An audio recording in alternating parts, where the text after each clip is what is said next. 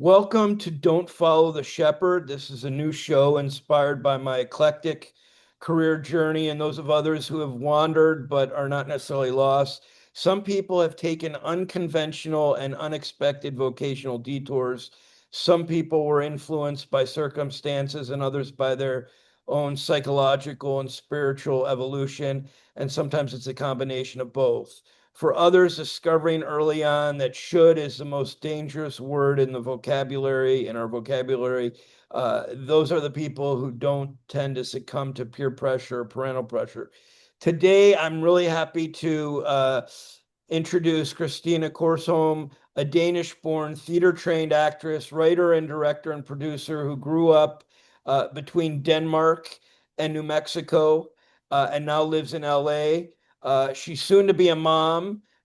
She's also a screenwriter, if I didn't mention that. And I'm really excited for her to join us today. So, welcome. Thank you so much for the introduction, Jordan. That felt like a lot. Yeah. Um, yes, I'm from Denmark originally. And uh, it just, I gotta say, I probably feel, I know it's a cliche, I feel a little bit more like a citizen of the world these days. And people they ask me often, and especially now that I'm expecting my first baby, are you going to stay in LA? And I'm like, I'm staying in LA now. I like LA now, and who knows what happens in a year or 10 years. At least when I look back at my resume, I've lived in many places, and I don't think that's going to stop. I love exploring new cultures and new environments. So yeah, but Danish born.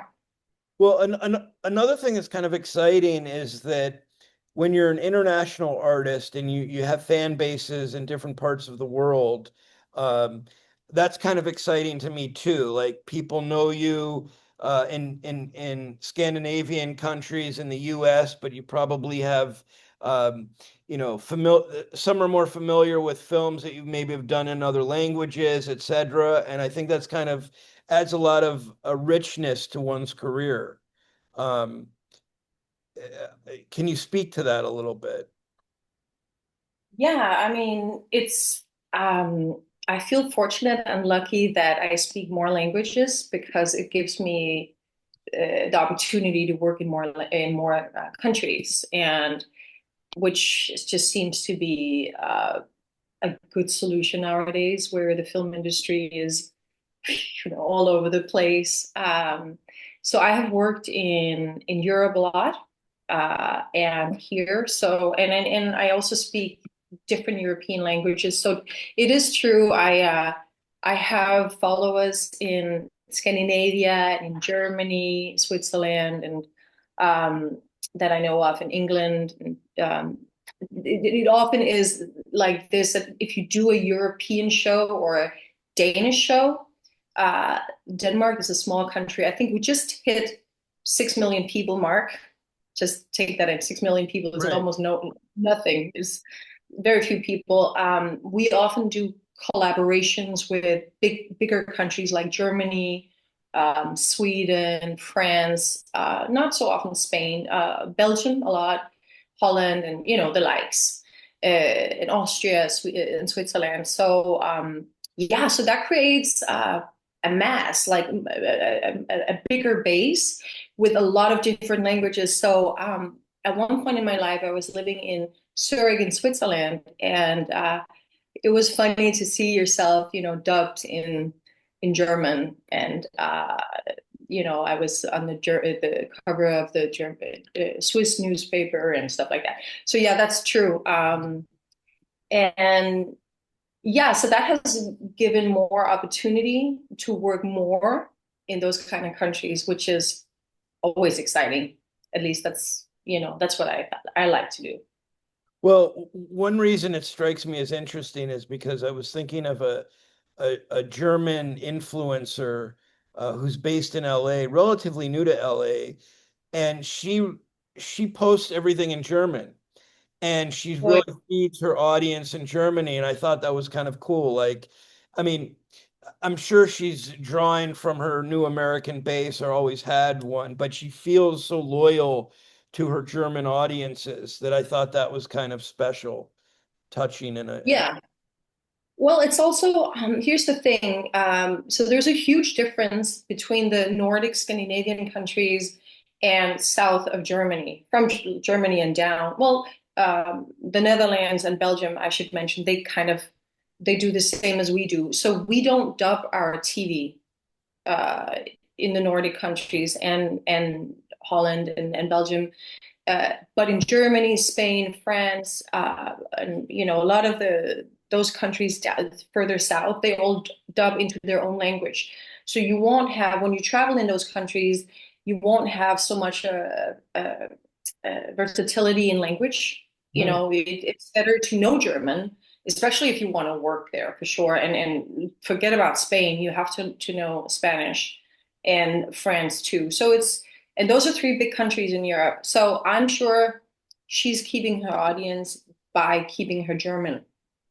Ah, And so there's like that whole cultural difference. That's also why, a lot of us Nordic people, we learn English very, very fast. Because when you watch American TV programs, right, or British ones, they're not dubbed. We just have subtitles.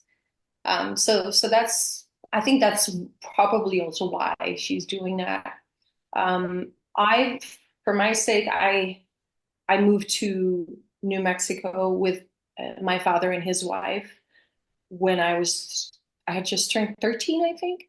So for me, I don't know, America became part of you know, my youth and my childhood, like teenage years. Those years are very vulnerable and forming. I would say you kind of like, at least for me, I was very flat chested, and you're starting to get your first pimple, and your friends mean a lot. Um, so it was forming for me to move to Los Alamos, New Mexico at that time, and I think the language then stuck with me. So yeah, and I unfortunately, because I love languages and I really like to be perfect in them, but I'm not because it's a mix of my husband now, he's half Japanese, half Danish, half Japanese.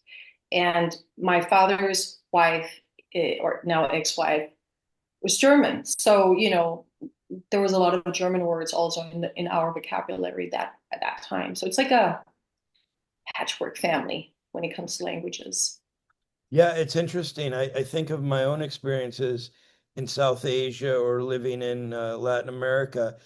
Immersing yourself in a culture as someone who grows up only speaking English is supposed to be the way to learn a language, but I still was challenged. Um, uh, Yeah.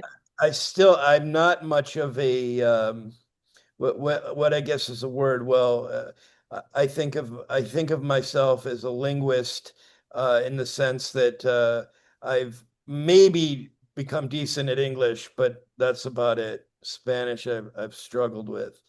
Um, but yeah, See, no, I wish I knew more Spanish because that is a language I could really use. It comes in handy over here, I feel. 100%. I mean, in the field that I was in and say conservation biology, if you're working with local people, I mean, it's such an asset to have a language so that you can work with indigenous communities, and Yeah. it makes all the difference in the world. I mean, some people probably get into graduate programs because they speak a second language or second or third language that they wouldn't otherwise have, because they're so needed in that field. So um, but in entertainment, it's also, like you said, beautiful to be versatile enough to be able to tackle different projects. Um, and It's a lot of fun. yeah, and you're meeting such interesting people. Also, you're probably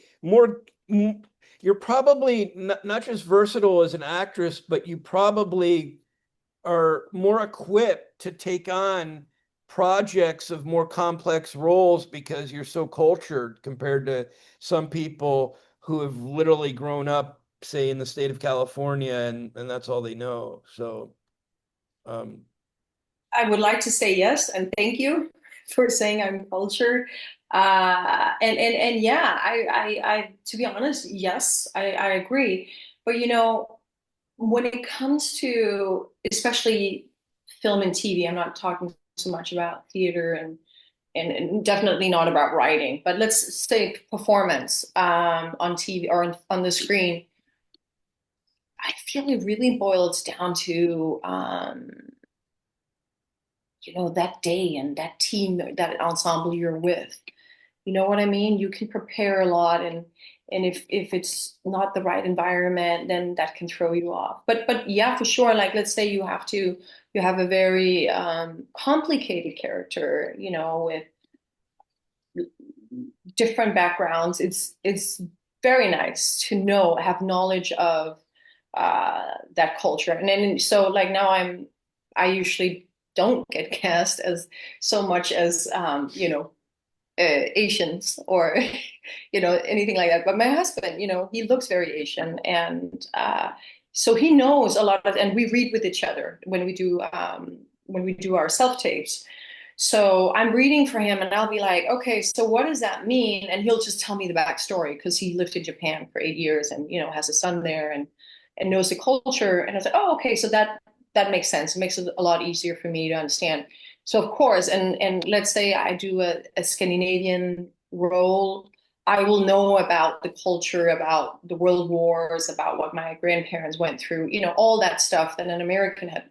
How would they really know? Because they didn't grow up there. So you are right, but I feel sometimes when you're on that, you do all that homework. Yes, do the homework, do the homework, do the homework, and then once you're there on set, you just got to let it go because nobody wants to see you being good at your homework on the screen. They want to see like a human being who is like failing or succeeding or falling in love or falling out of love or whatever it is. They don't want to, yeah, they don't want to see homework on the screen, if that makes sense. Yeah, I mean, I was kind of thinking of like say the James Bond films, that franchise. It's Yeah. iconic, at least in the Western world, and an iconic franchise, if you will. But when I think that there have been a lot of American actresses cast in roles on those movies, and it occurred to me, wow, um, a, a European a European actress could bring some nuance to a role in ways I that hope a people lot of people are listening right now. Casting directors are. casting agents, yeah. Uh, I just think it's like uh, I don't know that I'm sophisticated enough to pick up on the nuance, but I believe that the nuance is there, and that even in like an adventure film, like a James Bond movie, that's not heavily relationship driven, I suppose, you still would find some nuance. And historically, there were European actresses in some of Yeah. those movies, right? So, um, yeah, um, yeah, I'm happy to pitch you just for some roles. Maybe we'll get you in an exotic animal training position, and Great. I'm already wearing the print animal print. can you ride horses? Are you much of a Oh, player, please. Yes. Yes. The first word I ever learned to say in Danish is horse. In Danish, it's hest. I'm obsessed with horses. I always have been. And I was begging my parents to go to take horseback riding lessons. And I couldn't start until I turned 6, I think, or 7 or something. Um, but then, that was just, yeah. And then when we moved to New Mexico, we had space enough to have a horse. So, and it was easy. Like it was very different. Like it's complicated in Denmark because you need to, find a stable somewhere. And, in New Mexico, there was so much land and so much country. So we could have the horse in the backyard. And, at that time it cost like $1 a day or $2 a day for his alfalfa hay and his grain. And, he was just part of the family. Anyways, just to say, yes, I write, I was taught British writing style, and then I turned to Western once I moved over here. So yeah, I hope at one point, I'm kind of flirting with the idea to get a ranch out in New Mexico and have lots of animals, Right. horses also. Well, that's Yeah. what I was going to say is that there are so many Americans who would love to. I mean, New Mexico is quite a hot destination in many regards, and there's something magical about it that I think of a more sophisticated American really wants to spend more time in New Mexico. I mean, I remember, for example, when I was in Australia, I had visited many places that Australians hadn't been themselves. And that's not all that uncommon and when tourists travel to a country. But I think of New Mexico as that kind of thing where, wow, that's a cool place to grow up, considering many Americans haven't even been there. So, It's I find it so diverse. I mean, one of the reasons I would love to go back, and I go back often. I was just there in, was it end of April, beginning May, filming and taking some meetings. I have two siblings out there still, and hmm, their mom, the German ex-wife of my dad, still lives there, and she's an artist. Lives a little bit outside Santa Fe. So I get to hang out with my siblings out there, and it's so diverse. Up north, you have, of course, Los Alamos, which now is very famous because of the Oppenheimer movie. Um, and then, which is like you have all these big brains there. A very large concentration of grainery up there, if you will. And I remember somebody told me not too long ago that that middle school that I went to is like, I think at least at that time, a few years ago, it was the sixth best school in America. I think because of all these international people, they demand that their kids have a good, proper education. I don't know. And then you drive 40 minutes south, and it's a completely other story to Espanola, where there's a lot of illiteracy. Then you go all the way south to what's it called? Roswell, right? Isn't that what it's called? The UFO. You have that area, and then you have the Blue Hole. You have White Sands, which is close to Roswell. You have Santa Fe, of course, which is, I think, one of the oldest cities in America, if I'm not wrong, and an art capital, small, but it's there. And then Taos is really, you know, coming up now with art stuff and art scene. And I'm sure I'm forgetting stuff, but it's very diverse, and you can go skiing in the winter. So there's a lot of different people there for kind of a flyover state, if you like, if you will. It's like most people, they will go to, I don't know. They don't, when I say New Mexico, people think I talk about Mexico. I'm like, dude, no, it's a state. yeah, So anyway, I'm Albuquerque. excited. I'm excited about that state. I'm excited about other states too. It's just, I guess, because I grew up there and I have family there, I just feel very connected to it. So beautiful, and I don't know, like the mountains are just so calming to me because they're giants and they're just still, they don't move, and it just calms me down in this hustling and bustling. One thing that I always found interesting, besides the Albuquerque, there's a biological Albuquerque Biopark or Biological Park, which used to have the Rio Grande Zoo. But there's a famous professor who, a famous criminologist or clinical psychologist who was at the University of British Columbia and studied under the world's experts on psychopaths at the time. And he was at Yale and he was doing these MRI scans, and he needed to be able to move a mobile MRI from prison to prison in Connecticut. And for whatever reason, Yale didn't give him that up. Or no, maybe the Connecticut Department of Corrections would not offer him an opportunity to pursue his research in the way he wanted, but the University of New Mexico did.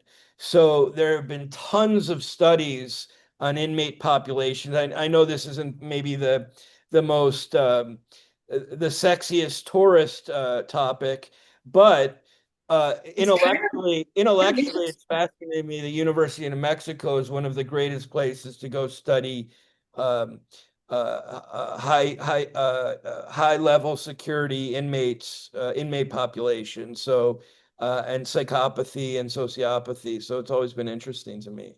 Um, I didn't know that. yeah. I didn't know that. I did know that UNM were my sister, she went there. She's a therapist now, but and I know there are some big prisons, not in, especially one not too far from Madrid, the little artist town, a little bit outside of Santa Fe, because friends of ours shot a film there, or were allowed to go in and film there. That's so interesting. I didn't know that. I mean, in the kind of in the trail of Breaking Bad and all that, that's kind of cool. I mean, I'm sure that could be used for something cinema, cinematic or something. A good story. See, now my writer brain Yeah, I clicked mean, to that. well, I just think it's such an interesting contrast, Denmark to New Mexico. Like that's a very I like those kind of interesting backgrounds because that it doesn't come around that often, right? Like you have a unique heritage um that offers a lot to your work as an artist. So speaking of which, what are some projects that you're working on now, if you want to talk about them? Yeah, absolutely. So I'm just going to kick another thing in to make it more diverse, if you will. So I actually lived for a while in Nicaragua as well, which was very different to, Copenhagen and Stockholm, where I did one of my BAs, the one in journalism, and then Zurich, Switzerland, and then Nicaragua, which is, very much, it was just jungle and freeway that hadn't been repaired since the earthquake of 72. So it was like, I'm sure it has changed a lot since I lived there in the, what was that, 2011, 12-ish. But that was, I still think about that time because I'm very connected to nature, and nature there was just so magical and voluptuous and different from everything I've ever experienced. There was an alligator in the backyard, and during certain seasons you could just lift off the fruits around you. It was, growing up in the cold north in Denmark.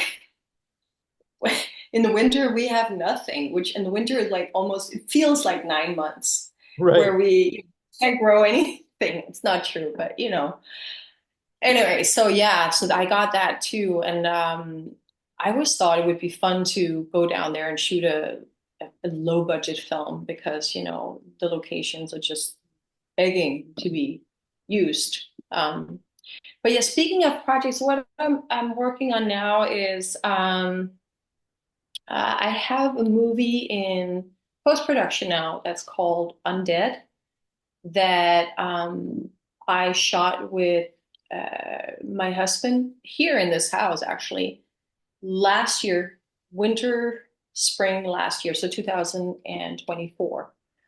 And that is in post production right now. So hopefully we will have an opportunity to let it go into festival circuit later this year.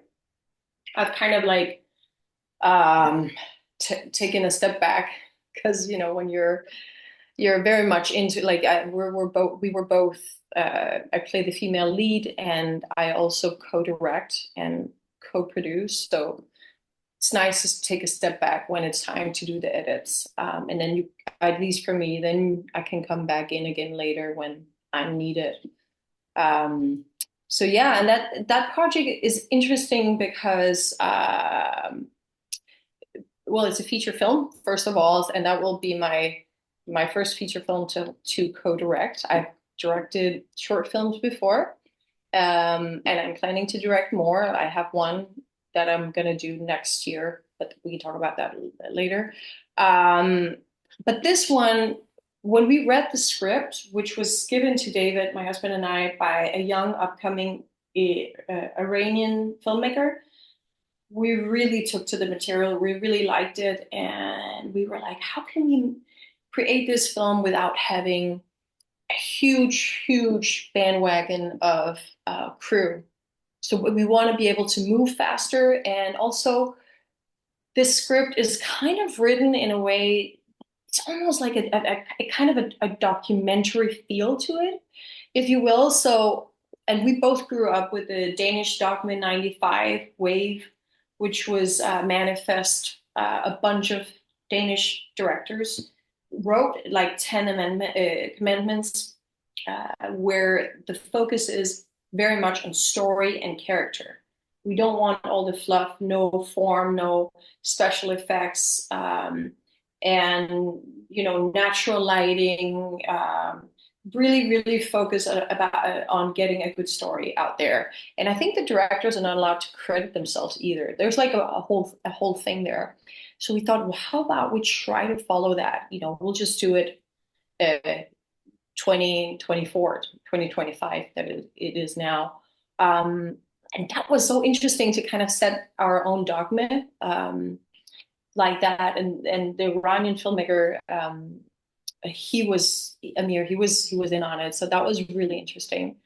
It's kind of an experiment. And then we were all of us, we were very all three, like the core creative group, we were all very inspired by John Cassavetes and Gina Rowlands.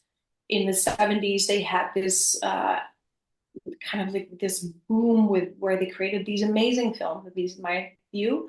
Some of the finest acting I've seen. A Woman Under the Influence, Gina Rowlands is amazing.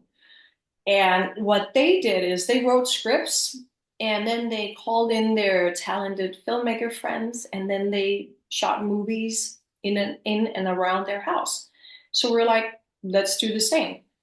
So that is kind of that was a fun and sometimes hard experiment to do. But it was also really nice to see that we could shoot a movie that way. And now I'm curious to see results and to show the results to the world. And it's kind of it's a little bit more on the heavy side, uh, the storyline, but it's with an interesting twist. It's interesting. I know someone who wrote a book about entrepreneurial couples, and I would classify two producers, actors, working together. I mean, I've tried to get significant others. I've tried to work with some. I don't know what they would tell you. I thought I was pretty open and fair, and I really wanted, because when someone knows some of your weaknesses and your strengths, they can really work with you in a supportive way to bring out the best. And I had that Yeah. going for a little while, but it didn't ultimately pan out. But that was always a dream of mine, because I would never say date someone to compliment you vocationally, but there was something to it, to have that energy and that excitement flowing between two people that are very close, that I think can offer, can produce great stuff. So I think there's something very important in what you're saying there. I read somewhere that one of the most important decisions you're ever going to make in your life is who you choose to be partner with or marry or whatever. And I think that's right, at least for me. I've been told that I'm an empath, and personally, so that's like, it sounds positive, but it can be very hard because it feels like being a sponge that just takes in other people in the room feelings and desires, which can result in feeling run over, and or exhausted, drained. So I have had relationships earlier where I have worked with that significant other, and that, oh my God, what disasters. Uh, but that being said, then I tried that. And then, so when I met David, we were friends for almost 10 years before we started dating, and I never thought I would start a relationship with a friend, but we were just like really passionate about our vocation and storytelling and creating movies and he'd wanted to be an actor ever since he was a kid. For me, I started much later. And we have been, I feel we've been very good at helping each other and supporting each other. Also, when you really need the support at the times where you feel like, oh, where you feel you're really failing, it's nice to have a partner that can see the magic and can still remind you of the light and the talent or whatever it is I see or he sees. So I can definitely recommend that. That being said, it's also one of the only thing we can fight about is our creative projects because we're not always agreeing. Right. And But that's, I think that's yeah, I mean, that's part of the creative process, right? It's like you, but yes, you never want to put like a narcissistic, someone high in narcissistic traits with an empath. Uh, um, thank uh, you for saying that. I didn't want to say it, but thank you for saying that. I've been it might sound like that's what I should say. The caveat is couples working together on projects is great unless they meet the criteria. They're like these archetypes, right? I won't say these psychopathologies. And so what's interesting is that as long like it works, it also as long as the other person doesn't get threatened too, right? Like sometimes you'll have couples, particularly in Hollywood, you might have two narcissistic people in a relationship, and they're going to be threatened by the success of the other, and it's going to be, I mean, maybe manageable, toxic enough that it needs to be managed somehow, some way. But yeah. But other than that, like what you're talking about, that creative energy that you get from a supportive partner, uh, is great. I mean, it's like it should be a dream of everybody, quite frankly, because imagine if everyone had a spouse who could go with them to work and have their back and defend them and deal with the organizational culture that can be taxing. Life would be beautiful. And I think in many ways in Hollywood you get that, right? You get a lot of couples who are in the entertainment field, both of them typically, and they really pull out the best in each other and those creative juices are flowing. So Yes, I agree. It is also hard. I do understand some of my ex-boyfriends that, I mean, I've experienced a lot of jealousy. And I kind of understand from their perspective that I mean, it looks glamorous. Also, I've been modeling for so many years and you only see a photo or you see the finished product, you see a movie or a show and it looks real and realistic because that's like the whole point. You're creating a make believe that should feel realistic.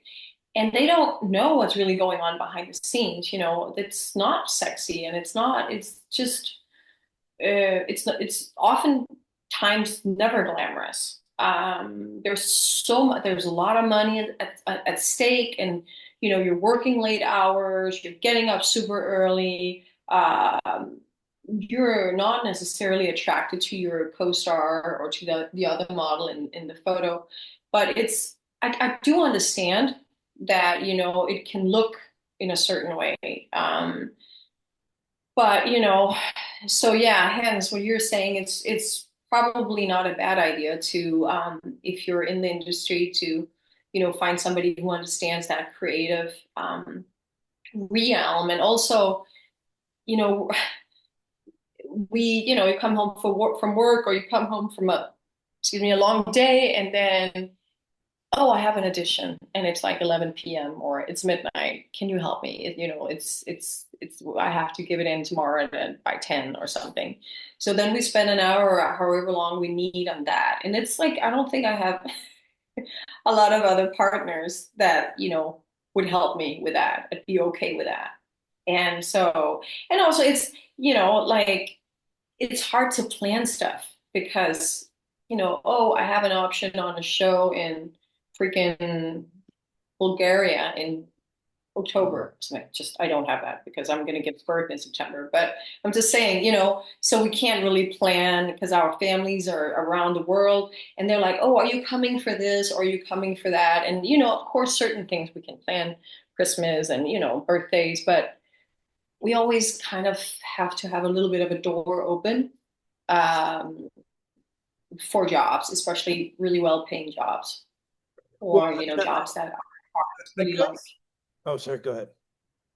no, I'm done. I was just going to say, I mean, I can see though that how people could feel concerned because it's not necessarily the physical attraction, but the emotional uh, attachment that you develop with a co-star.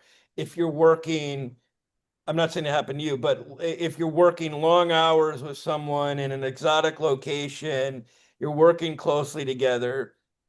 I can see how um, that becomes sometimes a problem in Hollywood, but people who have boundaries are going to have boundaries wherever they are. So, Exactly. I think it's very,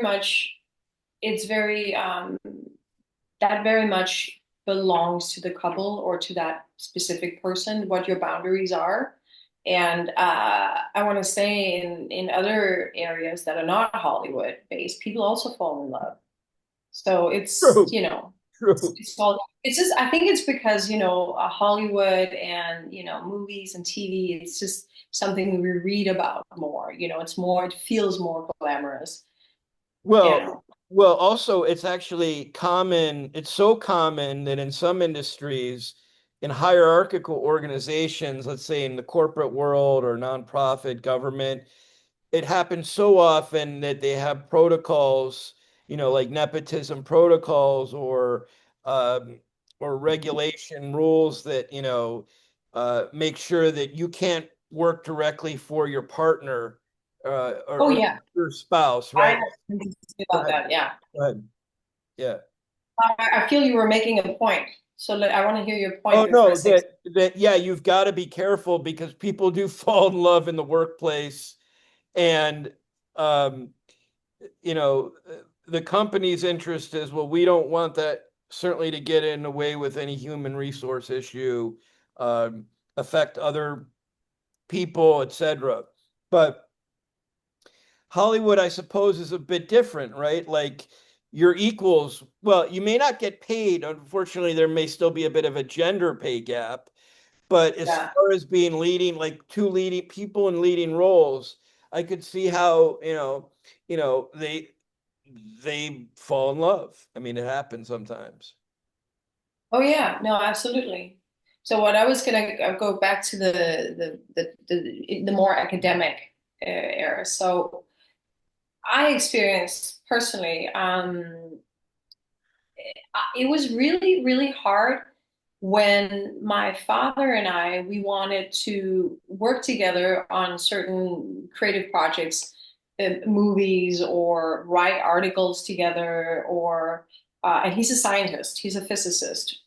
He creates artificial life. And I think back in 2011, he started talking about, he'd made the protocell and it was a great discovery within his field. And I think it was a few years ago, 18, maybe 2018, he won the Lifetime Achievement Award in Tokyo Oh, for what wow. he's been doing. So it's like he's pretty much up there. And so but a lot of scientists are not very good at explaining this very complicated matter. So I was like, it would be so amazing to make science sexy and to be able to explain some of these create wild things that they're doing in layman terms.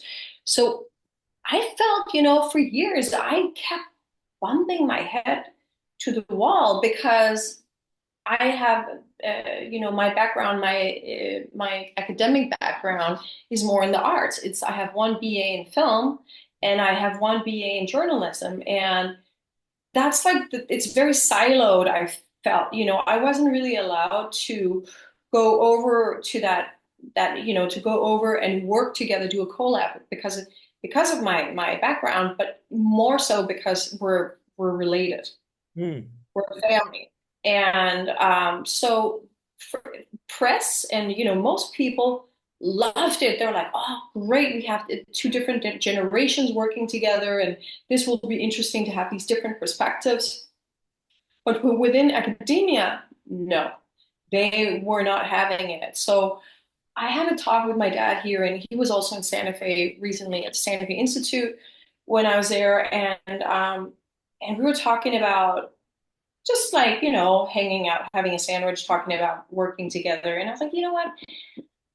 I don't feel the flow in it. I don't feel the joy in it. I feel there needs to be a playfulness, a sense of playfulness. I'm not talking about going to your normal work from 9 to 5. Well, if you can find playfulness in that, that's great. But I'm talking about if you're creating a new creative baby, a film or something from scratch, there has to be some sort of playfulness to it because it's so hard to get it financed, to get, the players and the crew in there, and then, distribution and all that. It's like going to war making a film. So it has to be fun. Otherwise, it's not worth it. And then it's like, it's interesting because in the film industry, nepotism is like a given, Right. you know, it's like it's night and day, and I'm not saying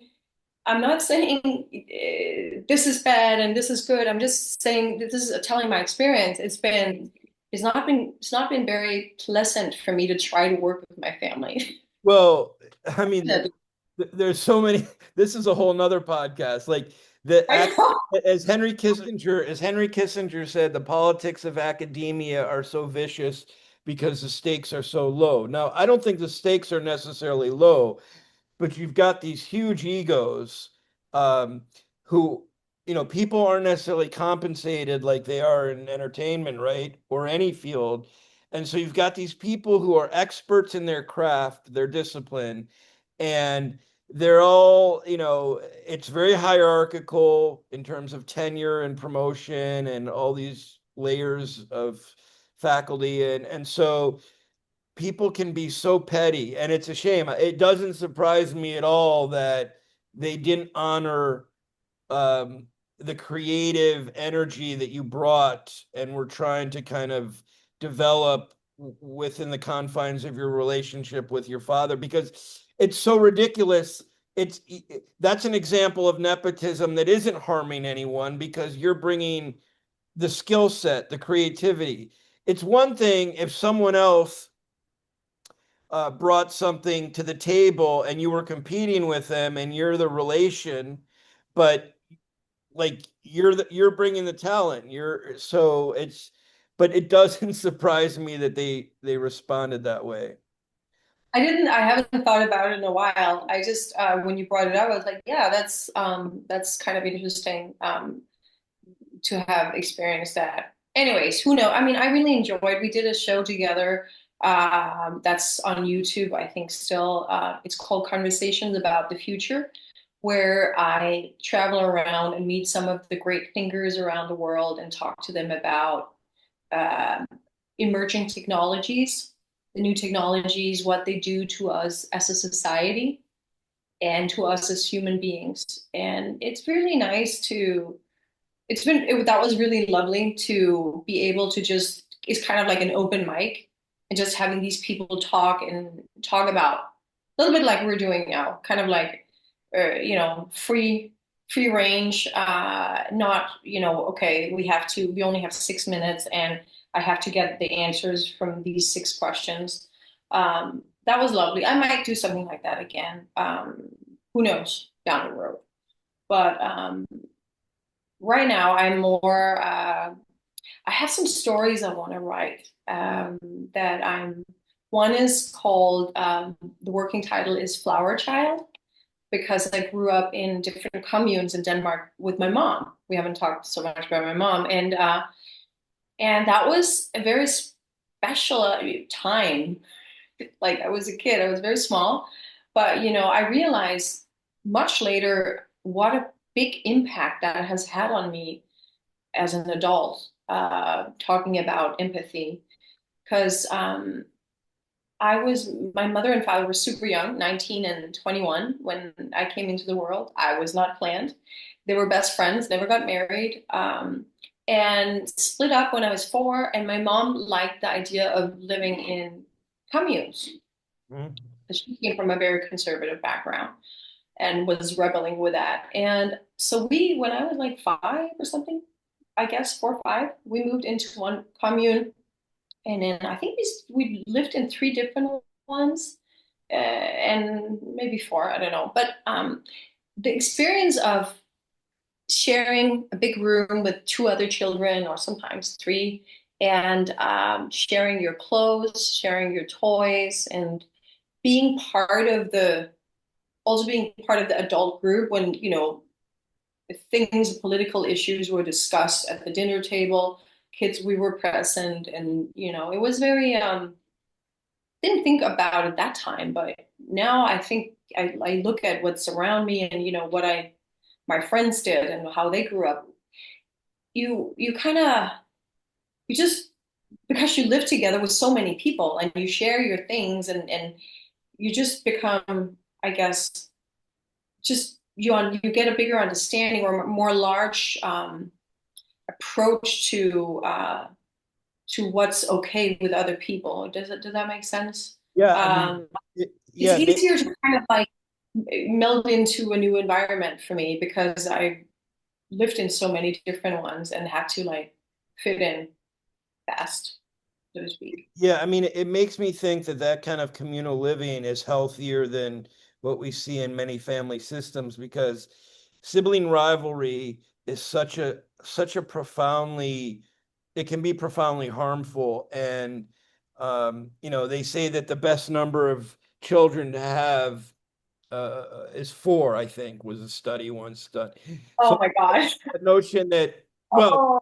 yeah. one, I think 1 or 4. Four, four. Three was the worst, right? Because 2 people can gang up on the third. So, I don't know how credible that stuff is, but I do think there's something to the fact that only children are sometimes the happiest because they've never grown up with that competition and want for more attention because they only know what they know. But when you grow up Hmm. with siblings and you see one being favored, whether it's intentional or not, that does a number on people. So that whole thing is fascinating to me. And I suspect that communal living teaches you a lot more empathy because you're not looking for attention from every other caregiver, but by watching and observing other people, things are mitigated. I don't know how to exactly articulate what I'm saying, but I think there's something to that. I agree. I agree with you. I do want to say that, yeah, absolutely. And also, it was also the houses I grew up in, people were naked at times, and it was just, at that time they grew weed in the backyard, and we had a sauna, and we had a tiny swimming pool, and but we wouldn't have been able to afford that unless we were that many people Oh, I see. living together under one roof. Right. And there was like I remember it's in the summer they would paint a big volleyball field out in the garden, so play volleyball, and we could play in the streets with the other children from the other houses. Um, it was kind of, I don't know. So again, you felt, I don't know. I'm not like this body shaming, and I don't know. I just feel very natural in my body. I will say one thing though that I've experienced is living over here in LA and on the West Side. A lot of my friends, um, they're they have taken up this communal lifestyle more or less, or trying to in groups, kind of bringing it in. And I'm like just laughing a little bit because I'm the OG. And you're trying to bring this stuff in. I'm like, I'm so OG, and I don't even want to talk about, what I've got, like what I've seen and what I've experienced. Right. So I don't think necessarily I'm gonna move into a commune again. Maybe though, let's say there was a big, like, lot of land. I would think it would be lovely to have like live with family or friends, with animals, and you can look after each other's animals and kids and whatnot. But I'm also very private, so I don't really know. Like, Yeah, I mean, I, I saw an article in People magazine today. I admit that I used to actually read People magazine more than Nat Geo back in the day, but um, it was a woman who got divorced and she's living with her ex-husband and her new husband. Now, that's a different dynamic, but when prices get high, living expenses get high, I mean, these things aren't out of the question, right? So people will have to absolutely. people will have to reconsider how they make these things work and maintain boundaries. So I think for the children, it's awesome. I think for the children, it was so awesome. There was always someone to play with, and when you got tired of your own toys, you could borrow Andreas toys or Gru's toys over here, and so that was awesome. I think it was more, adult bickering probably, and then also, funny stories. That's going to go in my script. Like suddenly one there was no husbands, but like one boyfriend would wake up in another girlfriend's, stuff like that. And then, which was fun as a kid. We were like, just laughing. Uh, the adults would be like, all right, we're just going to go when we were sitting, let's say we're drawing or playing with clay or something.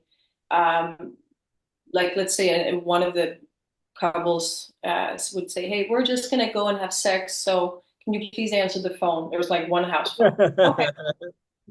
It's like, it was just, very normal for us. And I do understand that's like not normal for a lot of people, but that's how I grew up. And I have a story, a script that I need to finish on that, for sure. And then I have another movie, called Bitter Blood that I want to shoot in New Mexico, about two estranged sisters, which takes place on a horse farm. So I have like a few projects that, I would like to finish, and hopefully they can come out into the world and do some good. Wow, you got a lot of stuff. Well, thank you. I'd love to have you back on and get updates. Yeah. Commune swap, commune swap. Oh my God, I Also, haven't even also, told you like a fraction. Like you have to read my script. It will be like stuff I experience is well, fun. how can people find you? Go to you have an eponymous website in your name, right? Um, I do. Oh God, I need to update that one. Yeah, yes, I have a website, and which is just my name, KristinaKorsholm.com, or they can find me Instagram. I like Instagram, Kristina Korsholm. I'm also on Facebook, Kristina Korsholm. Those are my main ones, and then I also have a LinkedIn. I don't update it so much, but it's good for some things, especially staying in touch with business people and. Yeah, I have that side of me where I do those documentaries about communication in space and art in space, and that takes place on LinkedIn, I feel. Yeah, so get in touch. yeah, I will share your information. I'll tag you on Facebook as well. And then we can share stuff. And I have this new thing where I'm sharing not only the whole production, but bits because AI now lets you to just drop a link into something and it slices it up into, and then it adds captions. It's great. I'll send it. Yes, I'll send it to you. yeah, the new technology, like a lot of new technology is awesome. Like it's just how we choose to use it. Right. How do humans use it? That's what we have to be cautious about, I think. Absolutely. Well, I hope you will come back on the show when I enjoyed it. I want to hear maybe about you'll be your. a busy mom by then. We'll have you. You'll have a little toddler running around. So Oh my God, yeah, that is a trip. That is a trip that I know there is a human in there, but like still, it's it feels very foreign. It's fun, but it feels very foreign. But yeah, all right. in a Well, few, in less than 3 months, she'll be out. congratulations. Oh, by the way, Thank you. what's your birth month? March 19th is my birthday, so I'm Pisces. Okay. I'm looking for Scorpios for a new podcast I'm launching. So or if you've dated any Scorpios, we can have you on if there's any that you know. Uh, we can talk about that later, but Yeah, I think I was about to say something and I shouldn't say. Yeah, we can okay. talk about that. I think that's the best answer right now. Okay. Cool. All right, I'm looking forward to see it all and stay in touch.